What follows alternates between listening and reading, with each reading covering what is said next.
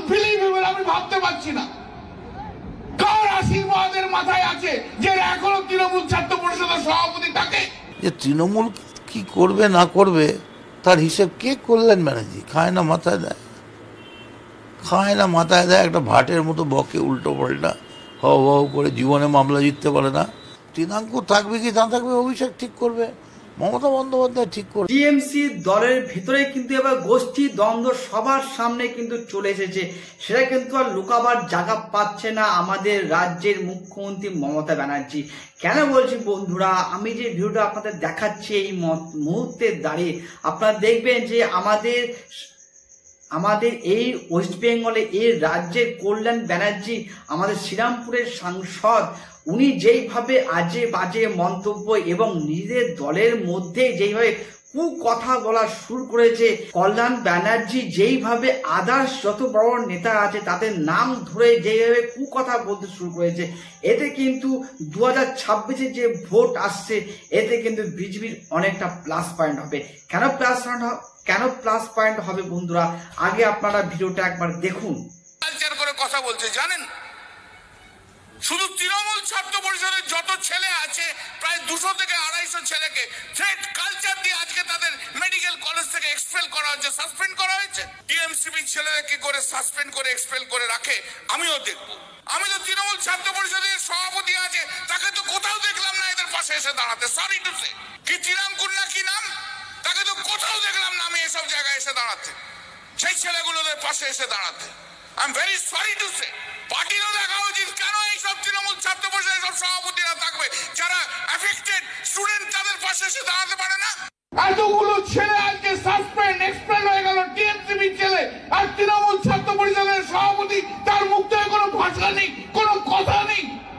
Unbelievable, আমি ভাবতে পারছি না কার আশীর্বাদের মাথায় আছে যে এখনো তৃণমূল ছাত্র পরিষদের সভাপতি থাকে।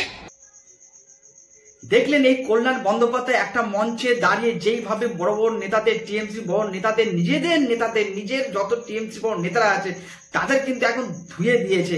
জানি না কল্যাণ বন্দ্যোপাধ্যায় ওই সময় কি মদ্যপ অবস্থায় ছিল, উনি কি নিজের হুঁশটা রাখতে পারেনি, উনি কি ভুলে আছেন যে দলের যত লোকের নাম নিচ্ছে, সে মদন মিত্র, ববি হাকিম, হুমায়ুন কবি, মদন মিত্র, এই সমস্ত লোকের নাম নিয়ে যেইভাবে কথা বলতে শুরু করে দিয়েছে, তাদের কিন্তু দ্বন্দ্ব স্পষ্ট টিএমসির ভিতরে। টিএমসি ভাঙন কিন্তু যথারীতি শুরু করে দিয়েছে কল্যাণ বন্দ্যোপাধ্যায় আর হুমায়ুন কবির। একটার পর একটা স্টেটমেন্ট যেইভাবে দিতে শুরু করছে, সাধারণ পাবলিকের কাছে যে স্টেটমেন্ট দিচ্ছে, তাদের কিন্তু এতে খুবই খারাপ অবস্থা হবে টিএমসি। কেন বলছি, এই টিএমসি কিন্তু বাঁচিয়ে রেখেছে 4 থেকে 5 খানা নেতা, যেমন ববি হাকিম, মদন মিত্র, সৌগত রায়, হুমায়ুন কবি এবং কল্যাণ বন্দ্যোপাধ্যায়। এরা বেশিরভাগ কিন্তু এটা যত দুনিয়ার কুকর্মর সাথে কিন্তু এই সমস্ত লোকগুলো সব থেকে বেশি নাম জড়িয়েছে। কেন, সৌগত রায় থেকে শুরু করে, হুমায়ুন কবি থেকে শুরু করে, মদন মিত্র জেল খেটে এসেছে 2 বছর কিন্তু উনি জেল খেটে এসে, জেল খেটার আসামি সেও কিন্তু আমাদের টিএমসি বড় লিডার। এনেকাও কিন্তু কল্যাণ বন্দ্যোপাধ্যায় কিন্তু আমাদের মদন মিত্র এখন ধুয়ে দিয়েছে। সে ভিডিওটা একবার আপনারা দেখুন, তারপর আমি দেখাচ্ছি আদার্স ভিডিও। যে তৃণমূল কি করবে না করবে তার হিসেব কে কল্যাণ ব্যানার্জি খায় না মাথায় দেয়, খায় না মাথায় দেয়, একটা ভাটের মতো বকে উল্টো পাল্টা হাও করে, জীবনে মামলা জিততে পারে না।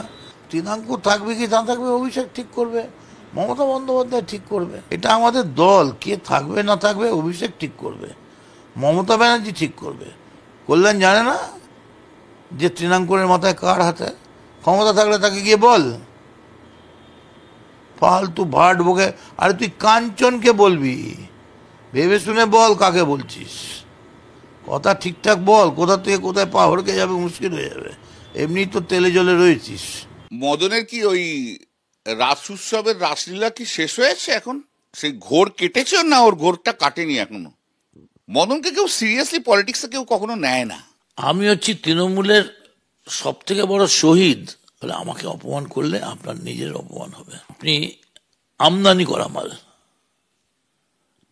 আপনি আমদানি করে ম্যানেজ করে মমতা ব্যানার্জি রাতে পায়ে ধরে কোনো রকমে ভবানীপুরে একে ম্যানেজ করে ওকে তুলে একটা বাড়ি কোনো রকমে তুলেছিল। যদি মায়ের দুধ খেয়ে থাকেন মমতা ব্যানার্জিকে রিকোয়েস্ট করুন, আপনি পদত্যাগ করুন, আমিও পদত্যাগ করছি, এনি সিট ইন বেঙ্গল। দুঃখের ব্যাপার হচ্ছে তৃণমূলের জামা পরে ওকে জেলে ঢুকতে হয়েছিল, এটাই হচ্ছে তৃণমূলের পক্ষে দুর্ভাগ্য। 2 বছর না 2.5 বছর জেলে ছিল, তারপর এখন বেলে আছে। আরে আমি জেলে গেছি তো বুকের পাটা নিয়ে বাপের ব্যাটার মতো গেছি। আমি গেছি, ডেলি 50,000 40,000 করে লোক গেছে। মদন মিত্রকে জিন্দাবাদ। আমার বিরুদ্ধে 2008 থেকে 2024 কোনো আর্থিক দুর্নীতির কথা আসেনি। আমি গেছি মিডিয়া হাইপ চাপে এবং ভারতবর্ষের পঞ্জি স্কিমের প্রথম অ্যাকিউজড। তারপরে আমি আবার ইলেকশন জিতেছি। মদন কিন্তু